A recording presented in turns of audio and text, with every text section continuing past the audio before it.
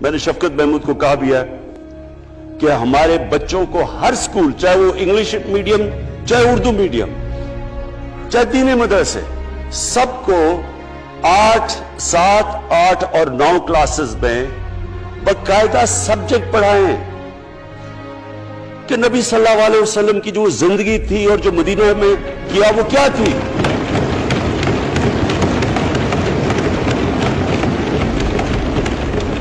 تاکہ ان کو پتہ چلے کہ اس ملک کا مقصد کیا تھا.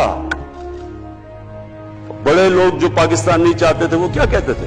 وہ کہتے تھے کہ پاکستان تو بن گیا تو آپ نے تباہ، جو مسلمان ہندوستان میں رہ گئے ان کو آپ نے سیکنڈ کلاس سٹیزن بنا کے چھوڑ دیا.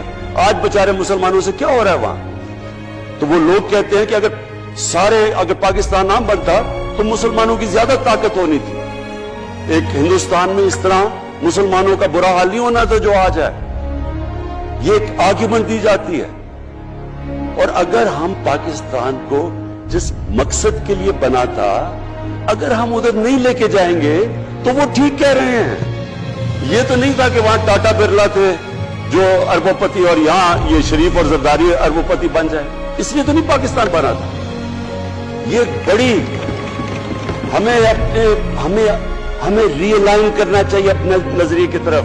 ہمیں اپنا رخ چینج کرنا چاہیے واپس کہ یہ بڑا عظیم خواب تھا پاکستان کا. اور وہ جو تاریخ تھی، وہ جو اصول انہوں نے سیٹ اپ کیے، جن لوگوں کی حیثیت ہی نہیں تھی، یہ تاریخ کا حصہ ہے کہ اس کے بعد انہوں نے دیکھتے دیکھتے 15، 20، 30 سالوں کے اندر دنیا کی امامت کی. صرف امامت ہی نہیں کہ وہ تو منگولیوں نے بھی دنیا بڑی جلدی سے فتح کر لی تھی. چنگیز خان نے بھی بڑی جلدی اس کی فوجوں نے فتح کر لی تھی. 100 سال کے بعد وہ ختم ہو گئے تھے. انہوں نے ایک دنیا کی عظیم سیویلائزیشن، جو ٹاپ سائنٹسٹ تھے، سارے دنیا کے ٹاپ سائنسدان، ایک عظیم کلچر.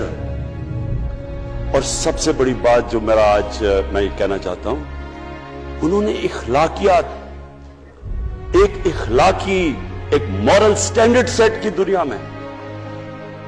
جب مسلمان گئے انڈونیشیا اور ملیشیا، وہاں تو کوئی مسلمان کی فوج نہیں گئی، وہاں تو کوئی تلواروں سے نہیں فتح کیا. مسلمان تاجروں کا وہاں کردار دیکھ کے لوگ حیران ہو گئے کہ یہ کون لوگ آئے ہیں جو بالکل ان کی مورالٹی ایسی، نہ وہ کوئی دغا بازی کرتے تھے، نہ وہ کوئی دھوکہ دیتے تھے، اپنی زبان پہ کھڑے ہو جاتے تھے. لوگ ان سے امپریس ہو گئے کہ کون سی قوم ہے. دیکھیں اسلام ایک، ہم غلط فہمی میں ہیں، یہ سمجھتے ہیں کہ جی تلوار سے اسلام پھیلا تھا. اسلام پھیلا تھا کہ وہ ایک انسان کے کیریکٹر کو ریفارم کرنے آیا تھا. ہم جب اللہ سے مانگتے ہیں، ہم نماز میں ایک ہی چیز مانگتے ہیں کہ اللہ ان کے راستے پہ لگا جن کو تُو نے نعمتیں بخشی، ان کے نہیں جو غلط تباہی کے راستے پہ چلے گئے. صرف نماز میں ہم یہ چیز مانگتے ہیں، ہر روز ہم پڑھ کے یہ مانگتے ہیں. یہ 2 راستے ہیں، ایک ہے تباہی کا راستہ، ایک ہے عظمت کا راستہ. نعمتیں کس کو بخشیں؟ اللہ کے پیغمبروں کو. اور جو دنیا کا سب سے عظیم انسان، جو دنیا کا سب سے عظیم لیڈر، جس کو اللہ نے سب سے زیادہ نعمتیں بخشی، ہمارے نبی صلی اللہ علیہ وسلم. نہ کبھی اس طرح کا انسان آیا ہے، نہ کبھی آ سکتا ہے. تو ہمیں راستہ بتایا کہ ایک ان کا راستہ ہے اور ایک دوسرا راستہ ہے، تباہی کا راستہ ہے. اور وہ جو ان کے راستے پہ چلتا گیا وہ ایک عظیم انسان بنتا گیا. ایک کتاب ہے، میں اپنے لوگوں کو ریکمینڈ بھی کرتا ہوں کہ دی عرب کانکویسٹ، وہ پڑھنے والی کتاب ہے. اس میں بتاتے ہیں کہ جب مسلمان ایک دم دیکھتے دیکھتے دنیا میں پھیل گئے تو کوئی ایک آدمی نہیں تھا. ایک تو بڑے عظیم سپہ سالار تھا خالد بن ولید، لیکن وہ جو بھی بنتا تھا وہ جنرل عظیم بن جاتا تھا. وہ اس کتاب کے اندر لکھی انگریز نے ہے. وہ کہتا ہے اس کی کوئی ایکسپلینیشن نہیں ہے کہ یہ کیسے ساری دنیا پہ چھا گئے.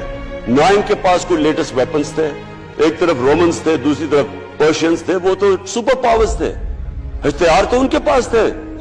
نہ ان کے پاس ہتھیار، نمبرز میں بھی وہ زیادہ تھے, ان کی فوجیں بھی زیادہ تھی, لیکن وہ ساری دنیا پہ پھیل گئے اور ایک ایسا سیویلائزیشن بنا کہ زیادہ تر تو مسلمان نہیں تھے, وہ بھی ان کو مانتے تھے, کیونکہ ان کی اخلاقیات, ان کا عدل اور انصاف کا نظام, ان کا کیریکٹر, اس کی وجہ سے لوگ آئے ہیں. یہاں جو ہندوستان میں اسلام پھیلا ہے, یہ ہمارے جو بڑے بڑے بزرگ تھے, دادا صاحب, بلے شاہ, نظام الدین اولیاء اور بابا فرید, یہ لوگ تھے. ان کو لوگ دیکھ کے, ان کے کردار سے, ان کے انٹلیکٹ, انسانیت سے لوگ مسلمان ہوئے.